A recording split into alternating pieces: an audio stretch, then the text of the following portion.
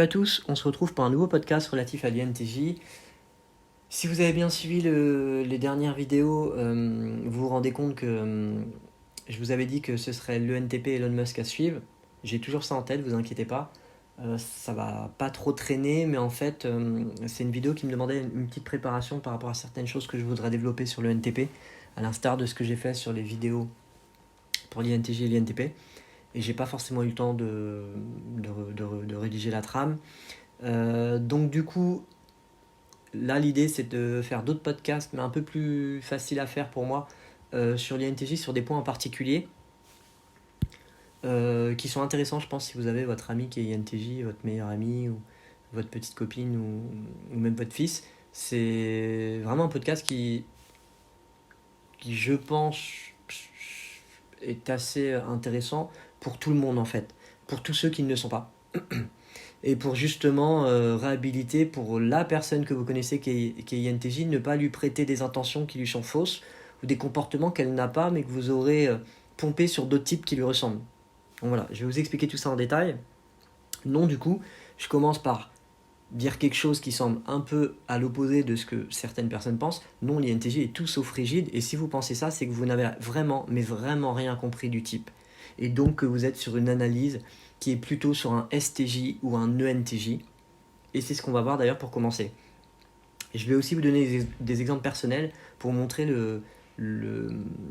l'interprétation de mes proches qu'ils ont fait de certaines choses au niveau de mon comportement et ce qu'ils pensaient que j'étais en termes de rigidité.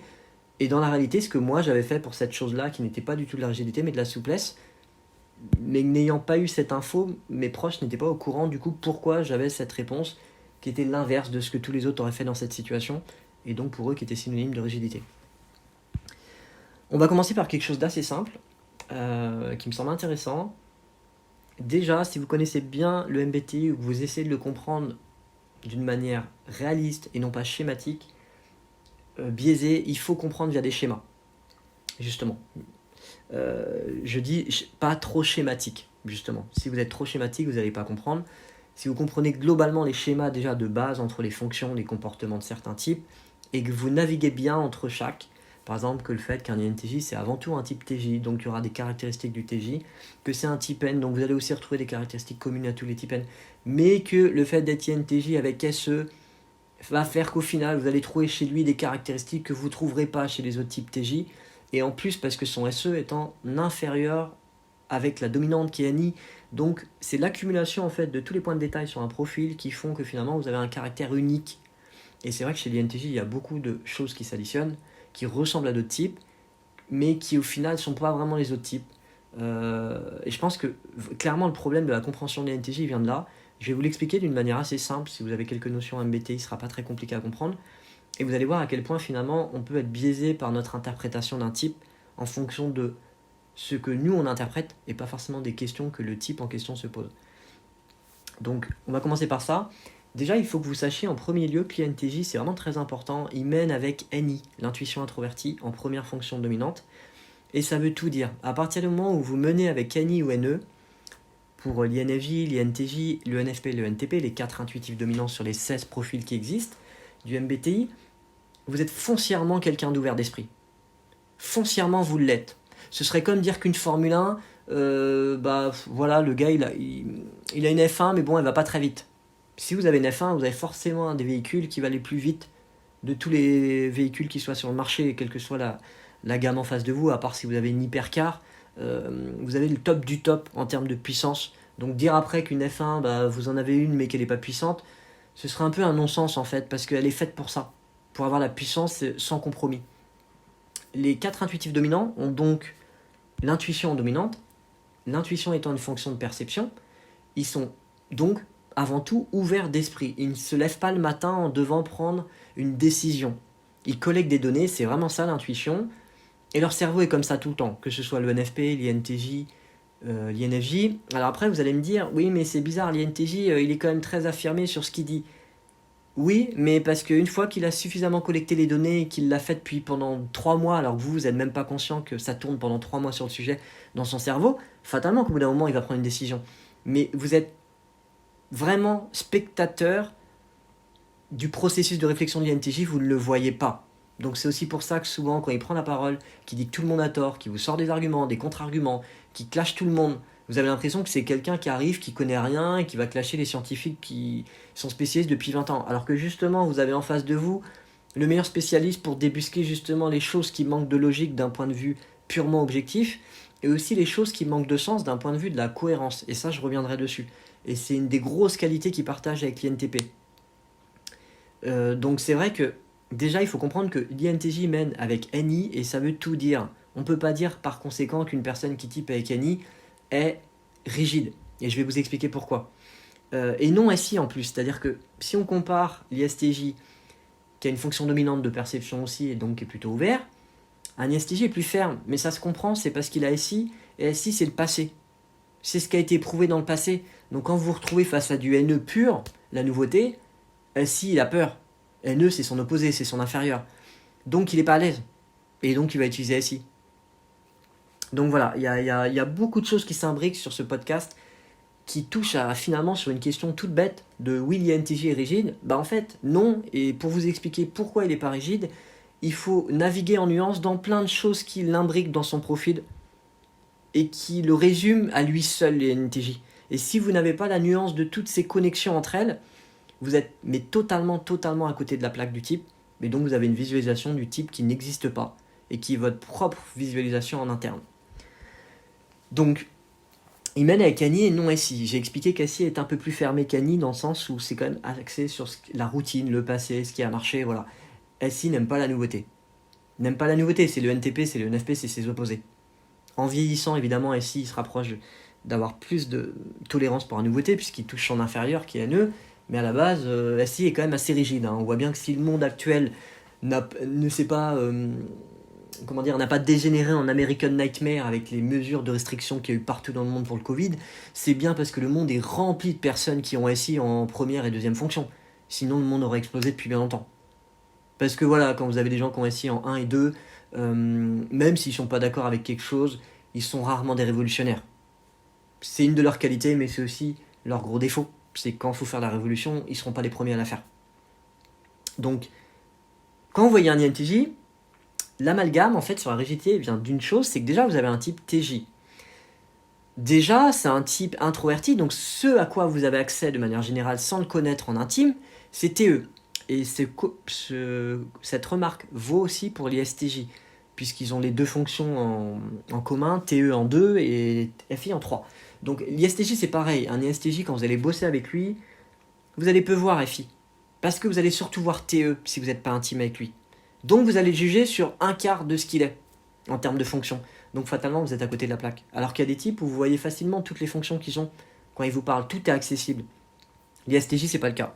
C'est surtout SI que vous voyez, c'est surtout TE, vous voyez un tout petit peu d'FI, et donc c'est pour ça que souvent certains pensent que l'ISTJ n'est pas sensible, alors qu'en fait c'est totalement faux. Moi j'ai vu mon meilleur ami ISTJ pleurer sur The Queen. Si on n'appelle pas ça être la sensibilité, il faudra retrouver une autre définition de la sensibilité, mais ce qui fait vraiment que vous pensez que l'INTJ est rigide, c'est que vous voyez un ISTJ, quand vous ne maîtrisez pas la nuance des types. Et vous voyez un ISTJ parce que finalement le TE externe, que vous voyez, la première fonction extravertie de l'INTJ, c'est aussi ce que vous voyez chez un ISTJ. Et il y a, en moyenne, alors ça dépend des chiffres, mais c'est grosso modo 12% de la population, l'ISTJ. Là où l'INTJ, on est à 2%. Donc ça veut dire qu'il y a 6 fois plus d'ISTJ dans la société moderne que d'INTJ. 6 fois plus, c'est pas 2 fois plus, 3 fois plus, 4 fois plus, 5 fois plus. On parle de 6 fois plus. Donc fatalement, votre cerveau va faire une association par raccourci. Et dès qu'il va avoir un tout petit peu de TJ, c'est de l'ISTJ qu'il va avoir. Voire de l'ESTJ. J'expliquerai pourquoi, parce qu'il y a quand même une différence. Le STJ est beaucoup plus fermé que l'ISTJ dans sa vision des choses. Donc en fait, l'amalgame, il vient de là. Le fait qu'en voyant TE dans sa fonction auxiliaire, et quand il règle sa vie, qu'il est assez affirmé, bah, vous voyez un ISTJ, puisque la plupart de votre vie, vous aurez croisé un ISTJ. Il y a certaines sources qui disent même qu'un INTJ, on n'en croise pas avant la trentaine. Personnellement, moi personnellement, j'en ai pas croisé avant plus de 35 ans. J'en ai jamais croisé, finalement, ceux que j'ai croisés qui me ressemblaient, c'était des ISTJ, mais ils me ressemblaient pas totalement, puisqu'au final, l'ISTJ il est quand même beaucoup plus dur que moi sur plein de choses, et le fait d'avoir SE en inf me donnait une ouverture d'esprit que l'ISTJ n'avait pas pour accepter certaines choses qui doivent rentrer dans les cases d'SI, qui fait qu'en tant que moi, en tant qu'INTJ, finalement, j'aime pas trop les cases. Même si les gens ont l'impression que j'aime bien mettre les gens dans les cases. Je suis beaucoup plus ouvert que ce que les gens peuvent voir de moi, en fait. Euh, donc voilà, l'amalgame, il vient de là. Et du coup, vous associez toujours un INTJ quand vous le voyez à un ISTJ, parce qu'il y a beaucoup de choses que vous voyez en externe qui ressemblent. Mais c'est qu'une illusion. Parce que c'est des apparences. Et comme j'aime bien affirmer depuis mon adolescence, et qui finalement, c'est pas si surprenant parce que ce que j'aime bien comme citation, c'est du pur NI, réconcilier les paradoxes, les apparences pour moi sont toujours trompeuses. Elles sont toujours trompeuses. J'ai passé ma vie à me rendre compte que l'illusion n'est qu'illusion. Et c'est pour ça que sur Personality Junkie, il vous explique dans un article sur le côté psychanalytique des INFJ et INTJ que finalement, on n'est pas du genre à s'enthousiasmer quand quelqu'un nous dit qu'il est heureux. On va dire, ah bon, est-ce que tu es vraiment heureux? Parce que c'est louche pour nous. En fait, on sait que si quelqu'un est vraiment heureux, il le sera au plus profond. Il ne montrera pas spécialement à outrance qu'il est heureux, mais il le sera tout court, et c'est deux choses différentes. Donc moi, j'ai toujours tendance à dire les apparences sont parfois trompeuses, c'est ce que disait ma prof d'anglais en terminale littéraire. Moi, je dis les apparences sont toujours trompeuses. Toujours trompeuses. Parce que l'apparence, c'est que la partie visible de l'iceberg, il vous manque toute la complexité qui est en dessous. Donc vous pouvez pas avoir raison en analysant un dixième d'une personne. Enfin, si vous avez raison, c'est que de ce que vous avez vu dans le 1 dixième, vous avez perçu les 9 dixièmes en dessous. Mais si vous les percevez pas, vous pouvez pas avoir raison. Donc voilà, l'amalgame il vient de là, c'est quand vous voyez un INTJ, souvent, premier réflexe, ISTJ, 6 fois plus présent dans la population, c'est un type qui est très courant, qu'on voit beaucoup en administration, dans les entreprises, chez vos amis. Moi, je ne sais combien d'ISTJ j'ai eu autour de moi, mon grand-père, mon meilleur ami à la fac, sûrement des profs. Voilà. Il y a eu des INTJ finalement dans ma vie avec le recul, et des INFJ, notamment chez les profs, ce qui n'est pas surprenant, mais c'est des gens avec qui j'avais pas de lien intime. Donc quand on dit que finalement un INTJ, souvent, il ne trouve pas un seul exemplaire de ce qu'il est en copie conforme avant 30-35 ans, c'est assez vrai finalement. Enfin, moi, c'était le cas. Ma meilleure amie aussi, je crois pas, d'après ce qu'elle m'a dit, qu'elle a eu des INTJ avant. Donc voilà, l'amalgame est là, c'est quand vous voyez un INTJ, vous pensez ISTJ, donc SIDOM, NE-INF, alors qu'en fait, un INTJ, c'est NIDOM et SE-INF. C'est pas la nouveauté qui lui fait peur, loin de là. D'ailleurs, c'est aussi ce qui lui donne le surnom à l'INTJ de l'innovateur perfectionniste. Le NTP, c'est vraiment un innovateur, mais c'est pas un innovateur perfectionniste. Alors que l'INTJ, c'est un innovateur, mais il faut que le produit soit totalement conçu de A jusqu'à Z quand il le sort. C'est important, c'est le fait qu'Annie se focalise plus sur une chose en particulier pour l'améliorer et pas sur 50 000 trucs si c'est dérisoire. Et c'est aussi lié au fait que le NTP a TI et pas TE. Donc finalement, il se focalise un peu sur tout, mais sans discrimination. Là où TE vous oblige à sectionner ce qui donnera le but recherché et aussi l'efficacité maximale. Vous n'êtes pas là pour avoir un très haut niveau d'efficacité, vous cherchez l'ultimate, comme j'aime bien le dire. Donc en fait, l'illusion, elle vient souvent de là.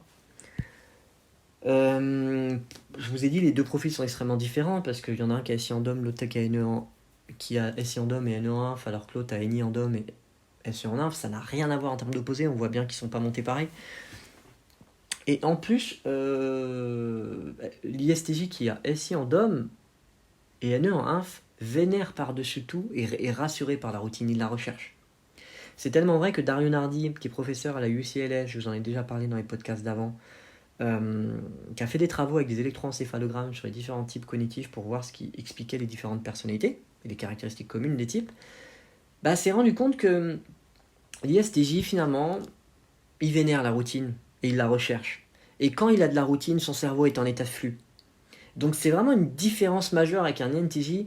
On a l'illusion que l'INTJ cherche la routine, mais finalement, comme je disais l'autre jour avec ma meilleure amie, elle était assez d'accord avec moi, l'INTJ, vraiment être INTJ, c'est chercher la routine que si vous avez atteint un niveau d'optimisation maximale. Et que vous êtes dans le combo parfait. Et vous cherchez toujours le combo parfait en tant qu'INTJ. Vous passez votre vie à chercher le combo parfait dans tout ce que vous faites. Donc des fois, ça vous vient assez spontanément, et des fois, c'est un combo qui va mettre plus de temps à venir. Et donc, ça explique aussi pourquoi vous le trouvez rigide, parce que l'INTJ va vous dire non, parce qu'il cherche la perfection. Il ne cherche pas le truc qui est convenu à tout le monde sur toute la Terre. Il s'en fout en fait que la chose que vous lui proposez est convenue à tout le monde, à vous, à votre frère. Lui, il regarde si ça correspond à ses besoins. Et si c'est en dessous de ses besoins, Il va vous dire gentiment non, et du coup, vous allez mal le prendre par rapport à un problème d'ego en disant ouais, mais vous vous rendez compte, lui, il est spécialiste, il envoie bouler. Ben oui, mais c'est pas que l'INTJ ne reconnaît pas la qualité de ce que vous avez donné comme conseil, c'est qu'elle n'est pas adaptée à ce qu'il cherche. Et du coup, déjà, c'est un amalgame qui fait que vous avez du mal à comprendre la souplesse du type, parce que là, pour vous, c'est de la rigidité. Donc en fait, l'INTJ, il est clairement pas dans le même monde que vous, et vous avez l'impression qu'il est dans le même monde, et donc vous le jugez par rapport à un monde dans lequel il n'est pas. Donc voilà, donc Dario Nardi a prouvé que dans les EEC, l'ISTJ recherche la routine et que c'est clairement ce qu'il met en état de flux dans son cerveau. Alors que l'INTJ, c'est clairement ce qui pourrait nous mettre en situation de burn-out, voire nous conduire au burn-out, la routine. C'est très très compliqué. Donc là-dessus, il y a pas mal de choses intéressantes que je vais vous dire par rapport à ça, au niveau des cerveaux. On a Susan Storm, donc du site Psychology Junkie, qui est INFJ elle-même, qui explique en reprenant donc les travaux de Nardi sur les neurosciences, que de base, les INTJ détestent la répétition, la routine et la pratique par cœur.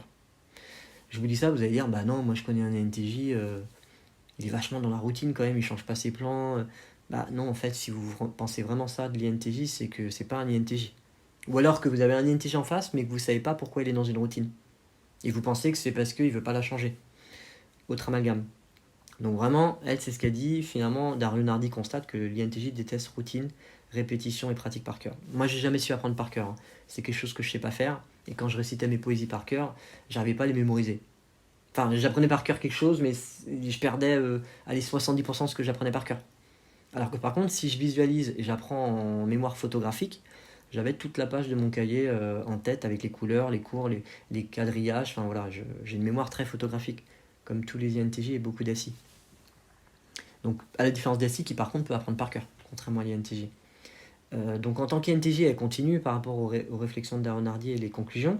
Et elle explique, Susan Storm, qu'on préfère du coup s'attaquer en tant qu'INTJ à de nouveaux problèmes et nourrir différentes régions du cerveau sans se concentrer sur une seule. Donc c'est vraiment la grosse différence entre l'INTJ et l'ISTJ, elle est là. La pratique et la répétition aident à brûler de nouvelles voies neuronales et connexions chez l'INTJ à la différence de l'ISTJ. Mais en tant qu'INTJ, vous évitez donc de focaliser votre cerveau sur une tâche particulière, toujours. C'est l'une des principales différences. Les ISTJ sont des spécialistes qui brûlent les voies neuronales par la répétition et la pratique.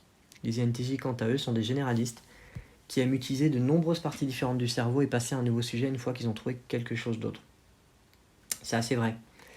C'est pour ça que là-dessus, finalement, l'INTJ, quand il commence à prendre de l'âge à partir de la trentaine, il ressemble un peu à un ENTP quand même. Les deux types ont tendance à converger. L'ENTP est très fouillis au début et il a tendance à se foutre de la structure en vieillissant. Et l'INTJ est un peu plus rigide au début, parce que c'est la période TE, et il a tendance, une fois qu'il passe la période FISE, à justement être plus souple, parce qu'il est plus vers SE que vers NI, à cette période-là. Donc voilà. Donc c'est intéressant au niveau déjà de l'INTJ, il est rigide. Non, en fait, si vous voyez un ISTJ, c'est que oui, c'est normal de trouver rigide, mais du coup, vous êtes en train de typer sur un autre type. Donc ça, c'était le premier point que je voulais aborder. Finalement, vous avez vu, c'est assez long. C'est un point que je devais faire assez vite.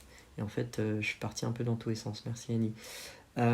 Vous pensez également aussi que l'INTJ est rigide, car le TE que vous voyez chez lui, vous le confondez avec les TDOM, ESTJ et ENTJ, qui quant à eux, d'un point de vue objectif, sont les plus fermés des 16 types en termes d'ouverture d'esprit. Le TDOM, il se lève, il prend tout de suite une décision, il n'a même pas collecté les données. Voilà. C'est aussi ce qui fait qu'on a des phrases typiques chez les TDOM, comme Macron. C'est tellement caractéristique de ce qu'il dit. Enfin, Macron, qui est ENTJ, le président de la République française, il est tellement dans les clichés de son type. C'est incroyable. Pour ceux qui ne croient pas le MBTI, vous pouvez prédire tout ce qu'il va dire. Vous pourriez miser 10 millions d'euros qu'il va dire telle chose, il va le dire. C'est parce qu'il est TDOM, et en tant que TDOM, il est dans l'erreur sur beaucoup de choses, et il n'en est pas conscient, comme tous les TDOM, qui sont persuadés d'être au-dessus de tout le monde, que tous les autres sont des feignants, alors que la réalité est souvent plus complexe que ce que le TDOM voit chez les autres. Donc voilà, le TDOM, l'exemple typique de Macron, c'est t'as pas de travail, change de trottoir.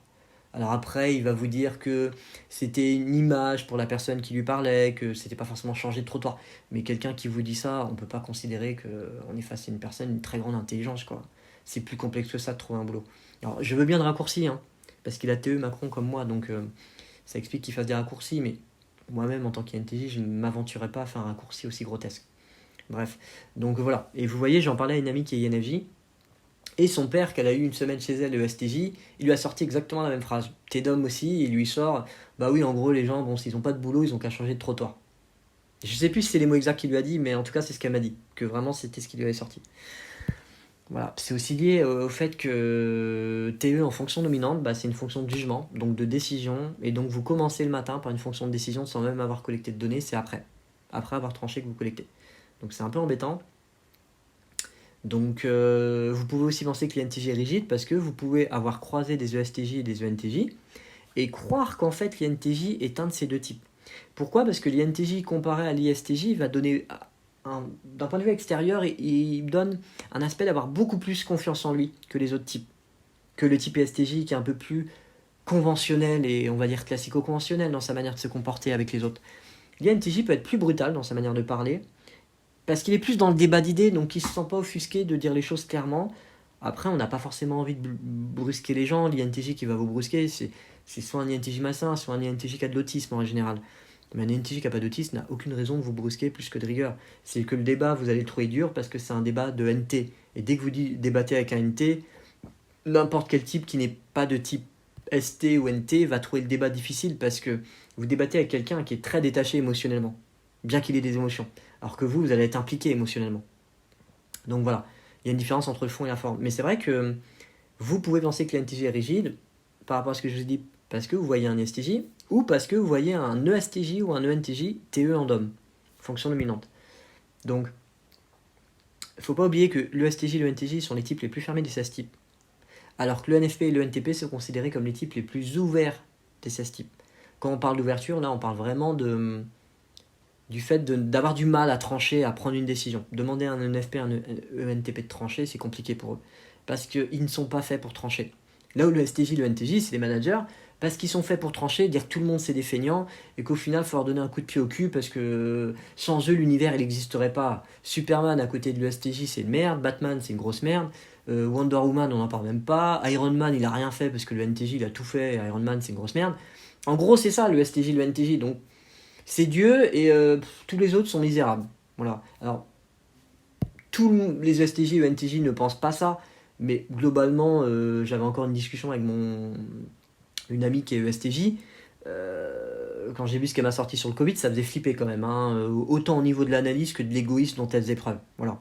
Donc, vous pouvez penser que l'ENTJ est rigide, car vous voyez un ENTJ et un ESTJ. Or, c'est faux, puisque le STJ et le NTJ ont TE en première fonction.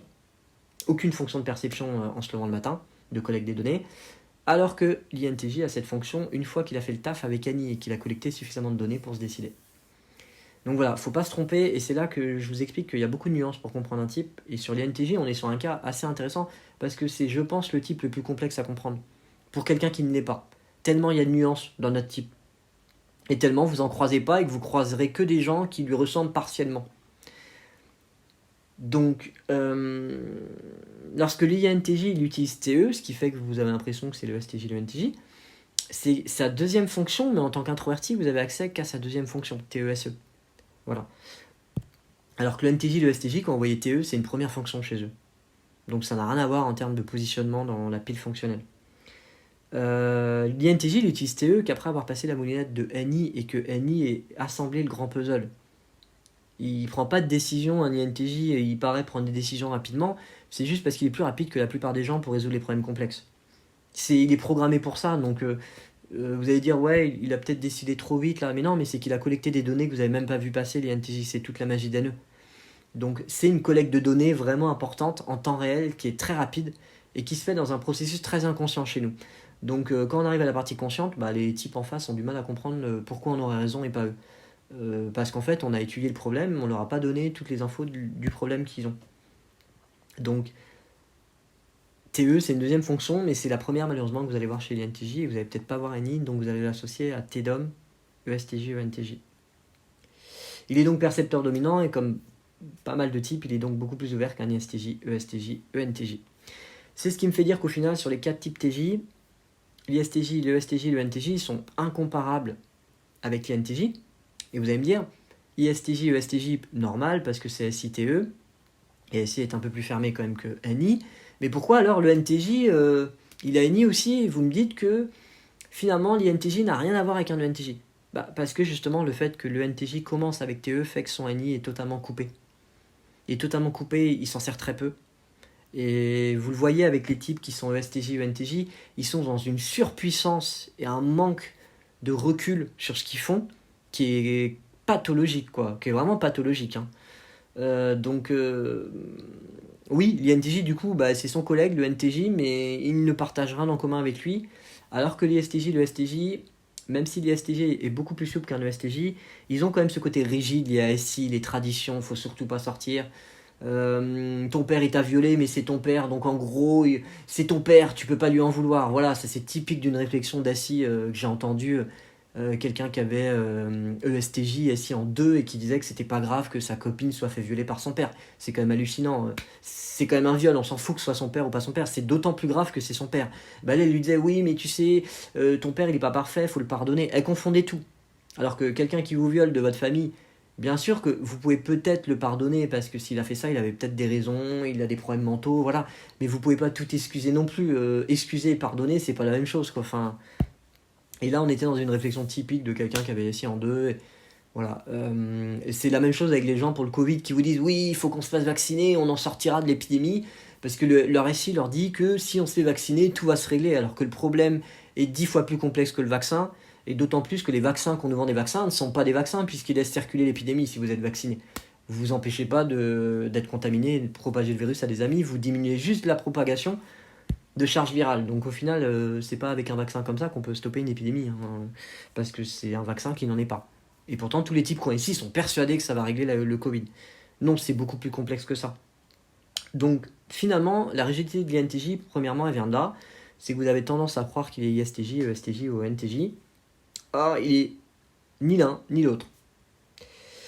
Alors, après, il y a une autre chose dont on parlait avec ma meilleure amie qui est INTJ qui est intéressante et qui nous énerve particulièrement. Vous pensez aussi que l'INTJ est rigide car vous ne comprenez jamais pourquoi il dit non et souvent vous ne vous posez même pas la question de savoir pourquoi il dit non. A l'inverse des ISTJ qui sont ancrés dans des routines dont ils ne peuvent se défaire dans leur quotidien, vous oubliez avant tout que ce qui guide un INTJ lorsqu'il vous dit non, c'est son combo ANI-SE. J'en ai parlé il n'y a pas longtemps là sur la perfection. Et en fait, son combo ANI-SE lui demande d'atteindre sa vision sans compromis, vraiment sans compromis. Donc on touche ici le perfectionniste de l'INTJ qui crée tout en sur-mesure, confère Lance Armstrong, mon podcast où je parle de lui et de Steve Jobs, où clairement Steve Jobs était exécrable avec ses salariés parce qu'il avait une vision et il devait l'atteindre. Et ceux qui n'étaient pas capables de satisfaire sa vision ou de lui produire sa vision étaient juste mis sur le banc du tableau. Donc voilà. Vous pensez que l'INTJ est rigide car vous oubliez qu'il n'y a rien de similaire avec les gens que vous connaissez et que c'est le type qui a le plus besoin aussi de solitude pour recharger ses batteries. Donc, c'est intéressant pour deux choses. Premièrement, je prends un exemple. Quand souvent mes frères me proposaient d'aller en soirée, il y a deux raisons qui motivaient le non. Première chose, en tant que type INTJ, vous ne testez pas comme les types P par l'essai et les erreurs. Justement, vous cherchez à éviter les erreurs. Donc vous testez par prévisualisation mentale. Ça paraît difficile à comprendre pour quelqu'un qui n'est pas TJ, mais c'est ce qu'on fait toute la journée quand on a un type TJ. Vous n'avez pas forcément besoin d'aller en soirée pour savoir que vous allez détester la soirée. Voilà, ça paraît dingue, vous allez dire comment vous pouvez savoir si vous n'avez pas testé. Parce que vous faites partie des types qui n'ont pas besoin de tester pour savoir s'ils aiment. Ça paraît dingue, mais moi ça me paraît fou que les gens aient besoin de tester pour savoir qu'ils aiment pas. Mais j'ai compris plus tard dans ma vie que finalement c'était le processus normal d'un humain moyen de dire je sais pas, je vais tester et puis je me prononce. Ça m'arrive de tester des choses pour savoir si je veux, mais c'est SE qui teste dans ces cas-là. C'est vraiment dans un souci d'SE. Mais en général, un INTJ vous prévisualise tout en mental. Tout est en prévisualisation mentale pour les essais. Et quand on teste la chose, le résultat est identique à ce qu'on avait prévu en mental. C'est ça qui est très fort chez nous. Donc c'est pour ça qu'à un moment, vous n'avez plus besoin de tester automatiquement la chose en physique pour avoir le résultat, de savoir si ça vous convient. Je ne peux pas vous l'expliquer mieux que ça, parce que quand on n'est pas INTJ, c'est compliqué à comprendre. Ça paraît dingue ce que je vous dis. Ça paraît super arrogant en plus, mais c'est vraiment comme ça que ça marche un INTJ. Donc en fait, c'est comme ça. Donc finalement, si je disais non à mon frère pour une soirée, il y avait deux raisons valables. La première, c'est que contrairement à lui qui avait besoin de tester plein de trucs pour voir ce qu'il allait lui plaire, bah moi ça m'intéressait pas. Deuxièmement, c'est que les soirées, bah je savais à peu près ce que je voulais en soirée et que si j'avais pas ça, pour moi la soirée était pourrie. Donc je perdais pas mon temps. Voilà, c'est ça aussi, c'était que les gens étaient peut-être plus indulgents que moi dans le fait de perdre leur temps sur une soirée. Voilà, moi si je sortais, c'était vraiment pour profiter avec des gens. Si je profitais pas, je voyais pas l'intérêt de sortir pour parler, quoi. Voilà. C'est aussi une des caractéristiques de l'INTJ. On n'est pas un type qui parle pour parler. On parle parce qu'on trouve la personne intéressante en face de nous. Quel que soit le niveau de la personne, hein, on ne demande pas des grosses études. Si on trouve qu'elle est intéressante, qu'elle a ce petit truc en plus, ça nous intéresse et la soirée est réussie, quoi. Après, si c'est que des convers standards, ça ne nous intéresse pas en fait. Donc il y avait déjà ce problème-là où je pense que mon frère n'en était pas conscient. Et il y avait un deuxième problème, il n'en était pas conscient non plus, et je pense que beaucoup de gens pensent qu'on était rigide à cause de ça. Euh, Ça touche toute la partie recharge d'énergie. Donc je vais faire un deuxième podcast par rapport à ça, pour expliquer le problème énergétique au niveau de l'INTJ et l'INFJ. C'est assez simple, c'est qu'au final, en tant qu'INTJ, surtout quand vous êtes jeune, quand j'avais la vingtaine, vous avez un énorme besoin de vous recharger, de passer du temps sur votre PC, de regarder des trucs, discuter avec des gens sur internet, par téléphone. Le monde réel, c'est quand vous êtes dispo et frais en fait. Et du coup, vous êtes comme les INTP, hein, vous êtes beaucoup à discuter avec des gens virtuels, parce que c'est moins fatigant pour vous. Et après, quand vous passez au réel, vous êtes content, vous faites des soirées avec des amis, mais bon, vous mettez 2 jours à vous en remettre, quoi. Ça vous fait du bien, mais on va dire que je disais aussi non des fois à mes frères parce que eux ils étaient capables de sortir tout le week-end, ce qui me faisait halluciner avec leurs amis. Tout l'après-midi, tout le soir, jusqu'à 4h du matin, ils rentraient de boîte. Le lendemain, ils revoyaient leurs amis à 14h, je m'en souviens. Et ils repassaient tout le dimanche avec eux. Mais moi, jamais de la vie, je suis capable de faire ça, je suis épuisé. Je peux pas enchaîner un week-end non-stop avec des amis, ou alors si je le fais, je mets 4 jours à m'en remettre. Et pendant 4 jours, par contre, je vois personne, je parle à personne. C'est pas que j'ai plus envie de parler aux gens, c'est que je suis bien seul dans ces cas-là, c'est ma manière de me recharger. Donc, c'est un deuxième point que les gens aussi vous ignorez parce qu'il y a cette particularité chez l'INFJ et l'INTJ qui fait de nous des gens qui ne sont pas vraiment humains, enfin, qui n'ont pas des caractéristiques communes à tous les humains, c'est qu'on est énormément fatigué par l'interaction avec les gens. Voilà. Vous voyez souvent les INFJ aussi, ils sont très sociables avec leur FE, et puis d'un coup, plus de nouvelles de l'INFJ pendant 4 à 5 jours, c'est arrivé avec une amie, et je lui dis, tu me fais la gueule, elle me dit, bah non, je rechargeais juste mes batteries. Ah d'accord. Parce qu'en fait, on avait parlé MBTI tout le week-end et elle était crevée. Voilà. Donc c'est aussi commun à l'INFJ, ça qui partageait ceux en détection inférieure, fonction inférieure.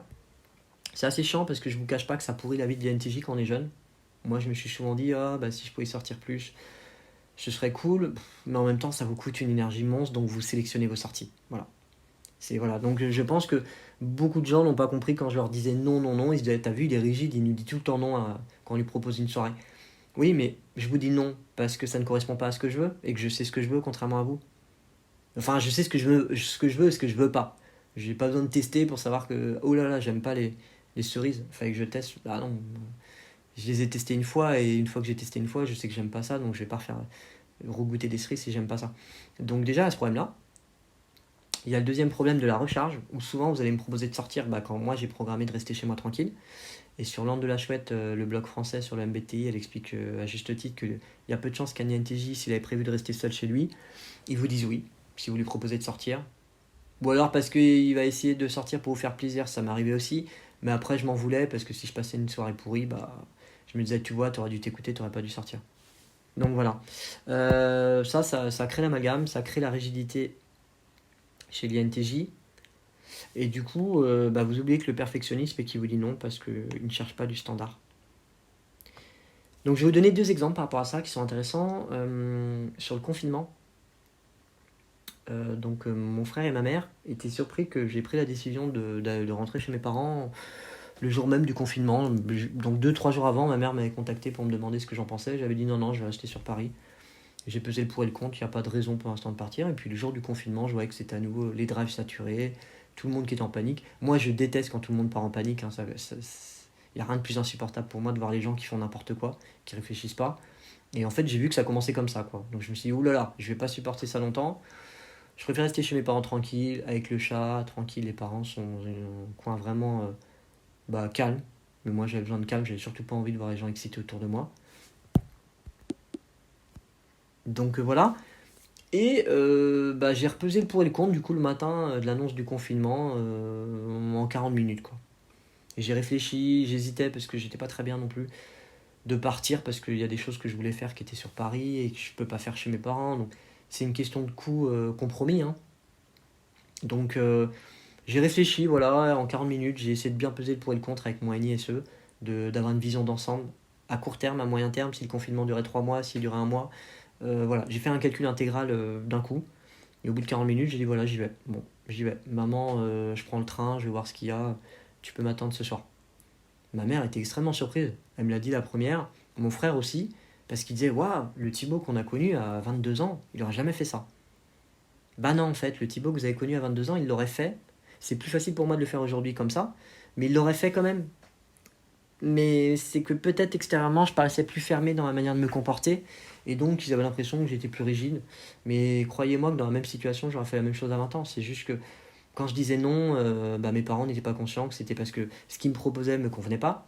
Que eux ne savaient pas si ça pouvait me convenir parce qu'ils se disaient il faut que tu testes. Et que j'avais peut-être souvent testé la chose qu'ils me proposaient avant. Ça, c'est aussi un autre problème. Ils n'en étaient pas conscients, donc ils ne comprenaient pas que je dise non. Donc cet épisode du confinement vous marque finalement en fait le problème entre ce que les gens perçoivent de moi et les motifs de mes raisons pourquoi je pars chez eux en confinement sur un coup de tête hein, parce que c'est sûr que 40 minutes de réflexion c'est pas énorme avec les enjeux d'un confinement vous pouvez pas repasser chez vous après vous repassez pas entre régions enfin voilà une fois que vous avez plus ce que vous voulez vous n'allez pas repartir en arrière hein. Mais bah voilà c'était le moins pire pour moi que de rester à Paris dans une situation où j'aurais pas pu bouger de mon petit studio. J'ai un deuxième exemple intéressant qui vous explique pourquoi l'INTJ dit non. C'est assez simple. Les métros. C'est-à-dire que sur mon précédent poste, j'avais une application qui est top, Citymapper, que vous connaissez sans doute pour les transports en commun. Voilà, je savais quel métro prendre pour aller tôt le matin au travail. Mon obsession, c'était de gagner du temps le matin pour aller au boulot parce que je suis pas du matin. Je suis fatigué au réveil, comme tous les INTJ. D'ailleurs, quand je vous dis que les INTJ et les INFJ ont besoin d'un gros temps de recharge, c'est quelque chose qui s'explique. Hein. NISE, ça pompe énormément d'énergie. C'est permanent en fait, même quand vous êtes au repos. Et du coup, il y a ce qu'on appelle, en tout cas chez l'INTJ, pas autant chez l'INFJ, mais chez l'INTJ, il y a une tonicité musculaire et nerveuse qui est très très très élevée et qui est permanente. Et qui donc coûte énormément d'énergie, parce que si vous êtes tout le temps tonique à fond, vous envoyez tout le temps beaucoup de jus dans le corps. Et ça vous coûte de l'énergie, le corps est pas reposé. Donc il y a aussi ce problème-là chez les NTJ qui explique pourquoi on a besoin de se recharger assez vite. Et longtemps, quand on fait des gros efforts, on a des grosses capacités. Le meilleur exemple, c'est Armstrong. Il était capable de produire des efforts de dingue. Mais après, Armstrong, il avait besoin d'une récupération beaucoup plus importante que ses concurrents. Voilà, donc vous avez une grosse machine, donc vous pouvez, comme me dit mon ostéopathe, tu peux produire une puissance de frappe que moi je n'ai pas, parce que tu as un potentiel très explosif. Tu es programmé pour le combat, pour la lutte, pour la puissance. Le fait que l'INTJ a de la testostérone à un niveau généralement très élevé dans le sang aussi, fait que c'est un stimulateur de la testostérone. Quand vous en avez plus, vous êtes capable de souffrir plus longtemps physiquement et mentalement. Donc voilà, il y a tout cet aspect-là qui est important. Et du coup, qui vous oblige après, vu que ça consomme beaucoup, à vous recharger quand vous faites des grosses journées. Vous n'allez pas enchaîner tout le week-end non plus. Vous allez faire une très grosse journée d'un coup. Comme me dit mon ostéo, ça, tu es capable de le faire. Tu peux faire un effort herculéen, mais tu vas en pas faire pendant 4 jours d'affilée, sinon tu vas perdre de l'énergie et après tu vas tomber d'un coup, quoi. Parce que tu auras trop consommé et il faudra reposer la machine. Donc, c'est vrai que c'est un bon exemple. Et pour revenir à ce que je vous disais sur le métro, donc le matin, j'avais un itinéraire type en fonction des problèmes de métro, il y en a assez régulièrement. Hein. Et j'avais 2 lignes de métro à prendre. En gros, c'était 45 minutes estimées pour aller à mon boulot, en fonction de si je prends le métro, si j'en loupe un. Pardon. Donc voilà. Et en fait, Citymapper, c'était génial parce que j'étais dans la rame et chaque matin, des fois, je me disais, là, il n'y a pas d'alerte sur cette ligne, mais je sens qu'il y a un problème. La ligne, elle va pas comme d'habitude. Donc je pense qu'il vaut mieux couper maintenant la ligne, reprendre une autre ligne et faire 2 changements plutôt que de rester tout le temps dans ce métro qui a l'air d'aller moins vite. Pourtant, sur la ligne en question, il n'y avait rien d'affiché. Hein. Il n'y avait pas de problème de maintenance ou d'arrivée en temps et en heure. Mais je me rendais compte quand même que j'étais bizarre comme gars parce que je me disais, mais tu peux pas t'empêcher de changer l'itinéraire alors qu'il y en a qu'un pour aller au taf. Et en fait, je le faisais. Souvent, il y a des jours où c'était pas automatique. C'est là que vous voyez qu'il n'y a pas de routine chez nous. Il y a des jours où je sais quasiment en rentrant dans la RAM que j'ai le meilleur résultat en termes d'horaire, qu'on est bon. Parce qu'avec NISE, vous scannez tout le temps en temps réel les données, les variables, et même si vous pensez à rien, vous êtes capable de dire là, il y a un problème. Il y a un problème, je vais pas aller aussi vite que d'habitude. Alors que moi, ça m'arrivait d'anticiper des problèmes, et finalement de dire il y a un problème sur la ligne, et il l'affichait une demi-heure plus tard. Donc je l'avais senti avant même que le fil Twitter de la ligne le mette. Donc je me disais, je suis quand même bizarre comme gars, je peux pas me contenter de faire l'itinéraire là. Normalement, j'arrive en 45 minutes au boulot, pourquoi me faire chier à faire un changement pour gagner 10 minutes? Bah, au final, dites-vous bien que par rapport à l'application, quand j'écoutais mon feeling, il m'arrivait d'arriver 12 minutes en avance au travail. Alors vous allez dire, c'est pas beaucoup. Bon, en même temps, sur un itinéraire qui fait 45 minutes, prendre 12 minutes d'avance, à moins de faire 5 km/h plus vite et de voler, il n'y a pas moyen de gagner 12 minutes sur 40 minutes comme ça en claquant des doigts, quoi. Et pourtant, ça m'arrivait, mais en faisant des changements différents. Au lieu de prendre 2 métros, j'en prenais 3. Et stratégiquement, je prenais aussi des métros, parce qu'on est très comme ça, les INTJ, qui me faisaient perdre moins de temps. Donc je faisais un calcul à la sauce Annie, hein, avec toutes les variables. Le but n'est pas de gagner du temps là à un point donné, le but est de gagner du temps sur l'ensemble des endroits où vous allez perdre du temps. Donc je pouvais me permettre sur certains points d'être pas dans l'optimisation extrême, parce que sur le point d'après, j'allais gagner beaucoup en termes d'optimisation. Donc voilà, et puis finalement, je me disais, c'est chiant parce que ce serait bien le matin que je reste dans le métro et que j'ai pas envie de changer. Je sais pas, j'arrivais pas quoi. Quand je voyais l'arrêt où je pouvais changer et bifurquer, il y a des jours je le faisais, et puis il y a des jours je me disais, bah non, ça sert à rien. Et d'autres, je me disais, bon, bah je vais bouger maintenant parce que finalement, j'ai pas envie de perdre 12 minutes là pour rien à attendre. Donc voilà, je sais pas si c'est clair ce que je vous dis, mais c'est un peu chiant pour moi parce qu'au final, vous êtes tout le temps obligé de réévaluer les paramètres, quoi. Vous vous contentez pas juste d'arriver à l'heure avec le timing idéal. Non, si vous voyez qu'il y a un moyen d'optimisation qui n'était pas prévu par l'appli, vous le faites. Donc voilà, mais maintenant j'ai mieux compris pourquoi. Maintenant que je sais que je suis INTJ, oui, ça paraît assez logique que je faisais ça et je me contentais pas juste de prendre l'itinéraire du matin qui était conseillé. Donc c'est quelque chose d'intéressant pour faire comprendre que finalement la routine c'est tout ce que j'exècre. Et il y a quelque chose d'intéressant par rapport à cette optimisation permanente recherchée chez les NTJ, qui a été révélé par Kersey, donc l'excellent psychologue qui a beaucoup bossé sur le MBTI, même s'il était mauvais en typage. C'est vrai qu'il a typé des gens, pas très bon pour typer les gens, Kersey. Par contre, très très bon pour faire une synthèse avec une très forte acuité des profils et ce qu'ils impliquent. Il était vraiment très très doué pour ça. Et je vous incite à aller voir d'ailleurs le site de Kersey sur chaque type, quand vous voulez un site pas trop long. Je le conseille pas souvent, parce que j'ai tendance en tant qu'INTJ à conseiller les sites les plus complets, type Personality Junkie, qui est très bien fait, Psychologie Junkie. Mais pour quelqu'un vraiment qui n'a pas le temps, finalement, allez sur carcet.com, même BTI, tapez ENFP, INTJ, tous les types, et vous allez voir que c'est assez concis, mais il dit des choses avec une vraie valeur ajoutée. Et ce qui est très intéressant sur les NTJ, je vais vous dire ce qu'il dit sur nous, c'est qu'il a très très bien compris comment on fonctionnait. Et vous allez voir que ce que je vous dis là n'a rien à voir avec les STJ, rien à voir avec le STJ, et rien à voir avec le NTJ. Vous allez tout de suite comprendre. Je trouve que franchement, c'est lui qui a le mieux décrit l'INTJ finalement en un paragraphe. Donc Kersey disait, les INTJ comprennent les conséquences logiques de chaque mouvement et comprennent facilement comment chaque étape nécessite ou implique la suivante. Ils conçoivent toujours des plans pour toutes les éventualités qui ne manqueront pas de se produire. Ils voient la forêt depuis les arbres et prévoient des erreurs systémiques lorsqu'un projet complexe est entrepris.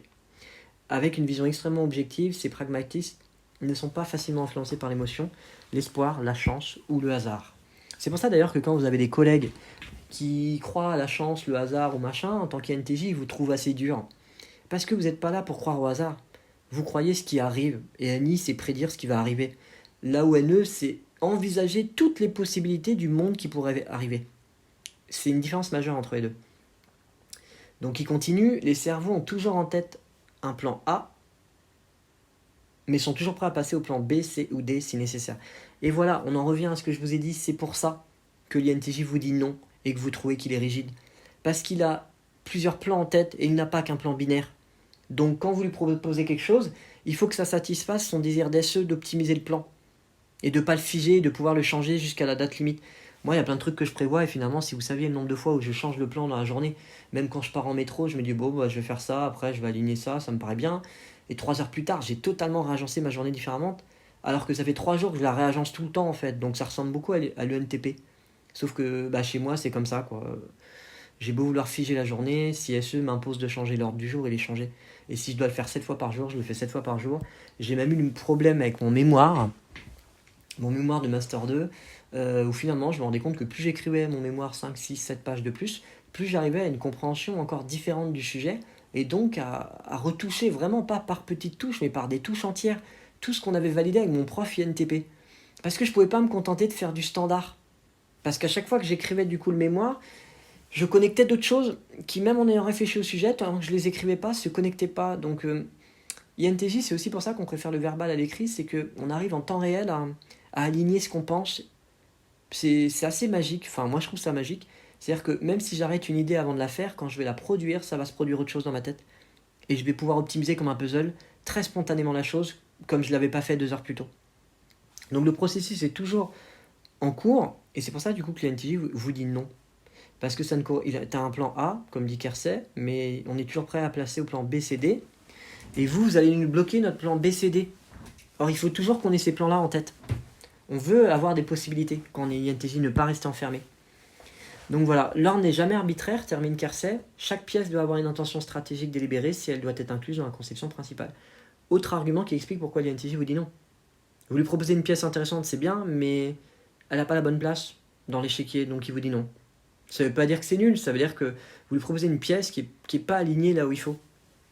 Donc Kersey avait vraiment bien compris, je trouve, le fonctionnement de l'INTJ, il a vraiment bien observé ça, parce que c'est exactement comme ça qu'on est.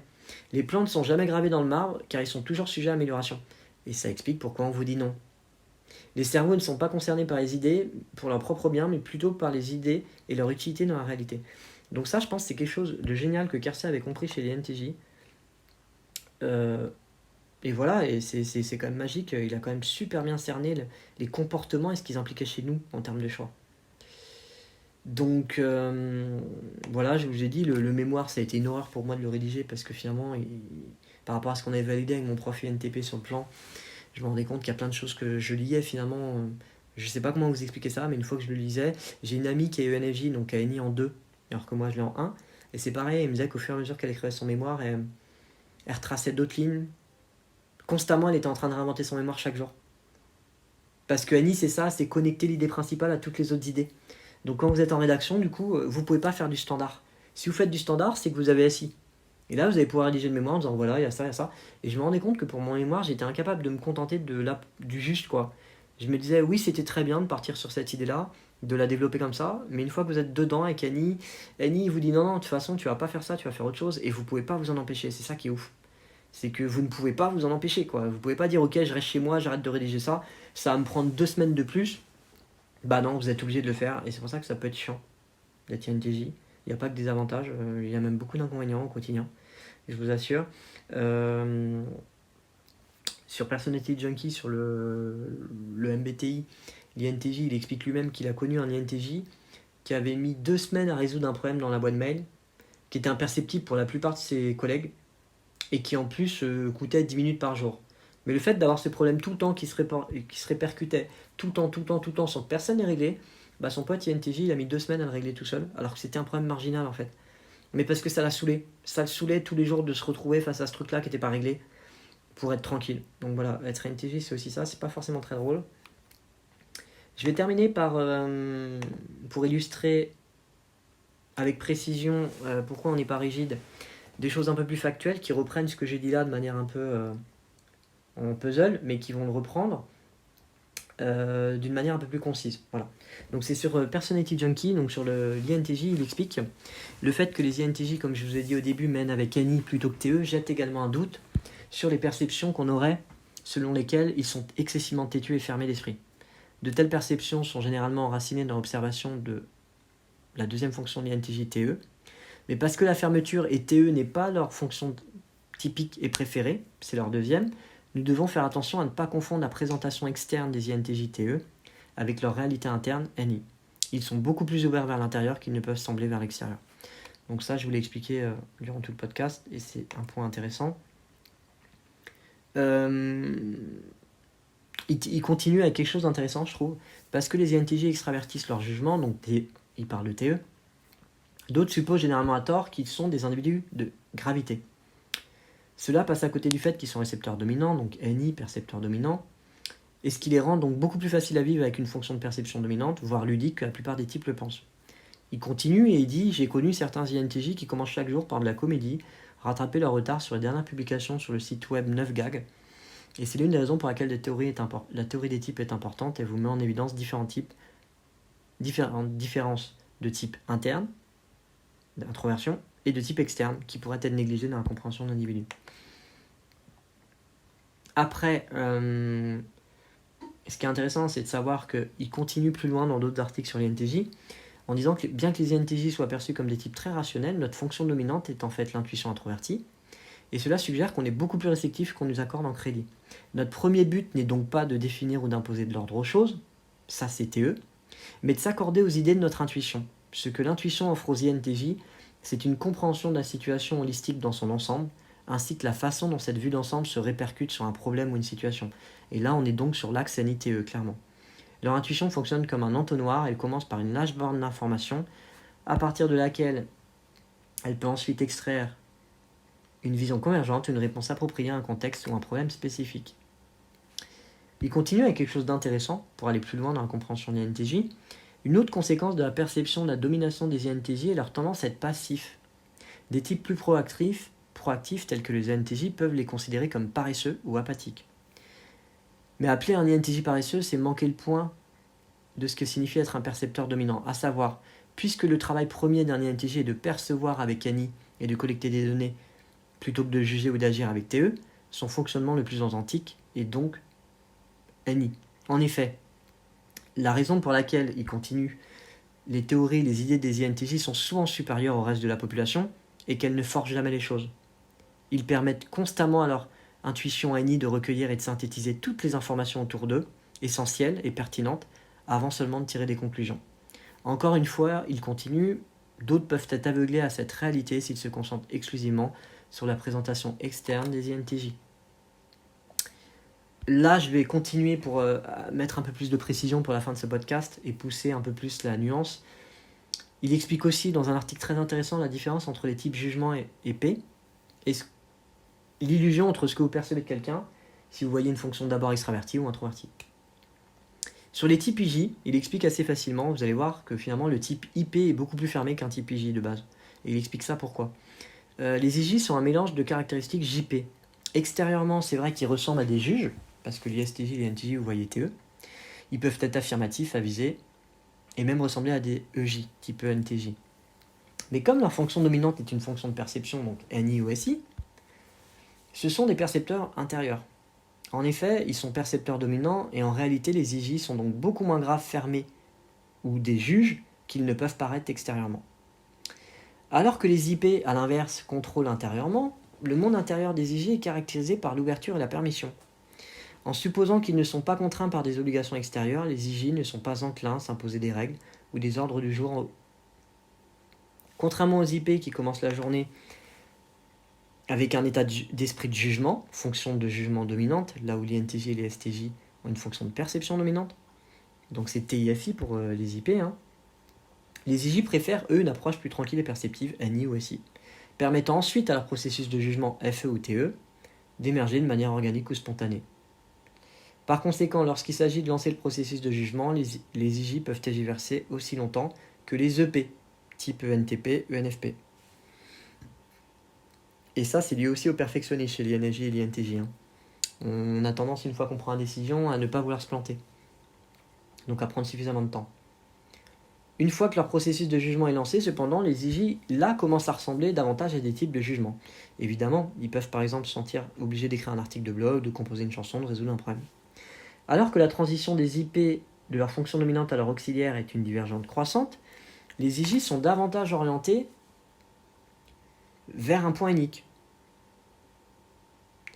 Et donc, parfois, les IJ peuvent envier la capacité des IP et des EJ à initier activement leur travail tout le temps.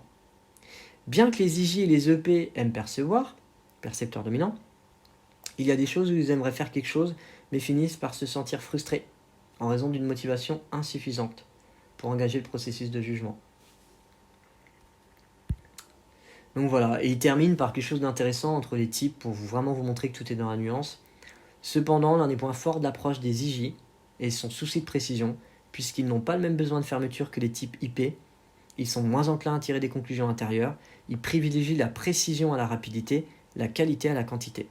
En fait, leur penchant pour la précision est d'ailleurs l'un des principaux facteurs de leur propension au perfectionnisme. Ce même perfectionnisme qui peut compromettre la capacité des IG à terminer le travail en temps opportun. Et cela est particulièrement vrai lors d'un travail créatif. Voilà. J'espère que ça vous aura aidé.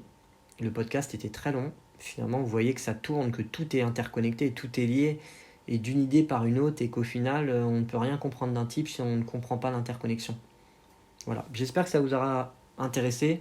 Le prochain podcast qui va arriver rapidement, ce sera sur l'INJ, l'INTJ, le besoin de solitude et leur recharge, et pourquoi ils ont besoin d'autant recharger, avec des explications plutôt scientifiques sur le sujet.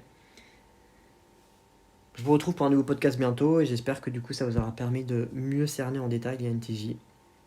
À bientôt.